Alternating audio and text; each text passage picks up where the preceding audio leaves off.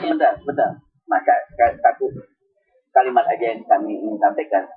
Dan kedua, bagi PDI Perjuangan sendiri, posisi politik ya, ada 4 kasus yang harus menjadi prioritas oleh pimpinan KPK. Artinya harus ada keseriusan kan? Iya, pertama Senturi, kedua kasus travel sale. Penerimanya 42 orang sudah diadili, mungkin ada yang sudah bebas, tapi pemberinya siapa? Itu uang dari harta beranta. Nah, ketiga kasus mafia pajak. Beberapa kali KPK dengan kepolisian dan kejaksaan kan melakukan gelar perkara dalam kasus itu. Tapi kita lihat kan sepertinya mandek sampai situ. Dan keempat kasus Wisma Atlet. Jadi terlepas Arianto tadi dan Zulkarnain dari unsur kejaksaan, kami juga akan fokus kepada 4 kasus itu. Sejauh mana komitmen para calon ini ke depan? Baik, sama. Ya, tentu kita ragu ya kalau misalnya tadi soal undang ini kan problemnya di mana? Ya. Kalau kita lihat ini selalu berulang. DPR sendiri sering kritik misalnya KPK kok nggak optimal nih dalam konteks berantas ya misalnya berantas mafia hukum misalnya dalam konteks ya karena memang di sana masih diisi penyidiknya semuanya polisi, tidak ada yang dari luar polisi. Artinya semuanya artinya memang ini harus lepas dari sana. Harus ada pertama harus ada evaluasi dulu di sana di penyidikan. Itu yang penting saya rasa yang harus dilakukan yang.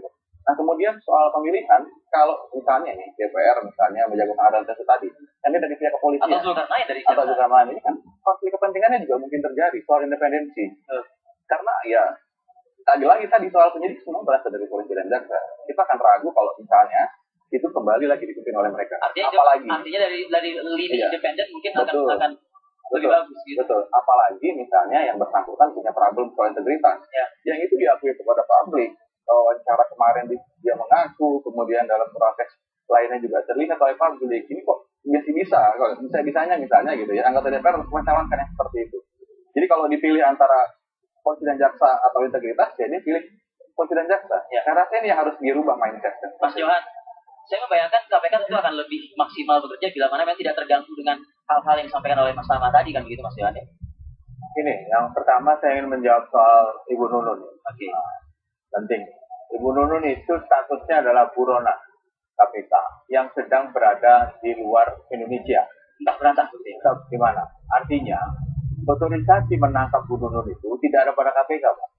Kalaupun KPK tahu dia ada di Singapura atau Thailand, itu juga dia nggak bisa terbang ke sana KPK menangkap, tidak bisa. KPK nggak punya aparat di luar, yurisdiksi juga otorisasi ada di luar, dalam hal ini adalah Interpol di masing-masing negara, sehingga KPK sangat mengandalkan sejauh mana hubungan negara dengan negara Indonesia ini adalah Interpolnya itu. Polisian. Saya kasih contoh, ke Thailand waktu itu kita sudah minta ekstradisi loh, dan disetujui oleh pengadilan. KPK seksi pemerintah Republik Indonesia disetujui untuk melakukan ekstradisi. Ada perintah juga dari pengadilan didasarkan oleh jaksa.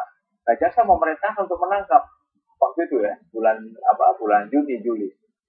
Tapi kan yang menangkap kan tetap Interpol juga, ya, bukan jaksa di Thailand, tapi Interpol yang di Thailand. Sampai hari ini tidak tidak ada hasilnya. Baik. Artinya gini,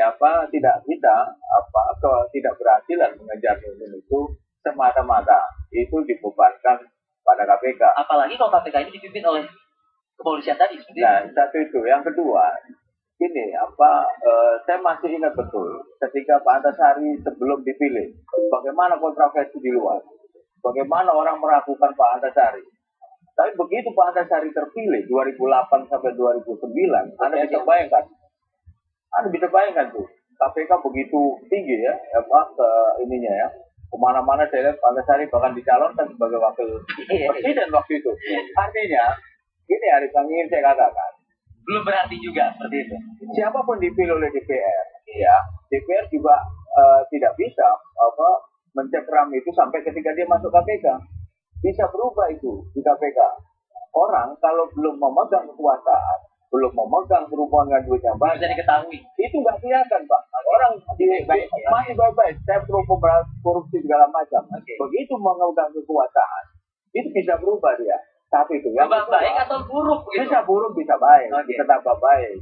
Jadi yang ingin saya sampaikan adalah jangan terlalu a priori terhadap seseorang. Jangan juga terlalu mendewa-dewakan seseorang lain. Gimana tuh Mas Salman? Yang kedua, kami di internal KPK itu sudah cukup ada juga yang ngawasin pimpinan loh. Jangan disangkain bahwa kita dapat pimpinan berjalan begitu saja begitu ya. dipilih oleh DPR, misalnya DPR milih orang-orang yang nggak berani gitu ya, yang bisa diajak pengkali misalnya ya ekstrimnya. Jangan dikirain masuk KPK mereka bisa mengobrol KPK, Pak. Ya. Ada orang level-level menengah teman-teman kita di dalam itu yang akan juga menghancurkan pimpinan KPK. Kalau pimpinan KPK yang nggak benar, Oke. itu yang poinnya itu penting. Baik, Silakan. ya.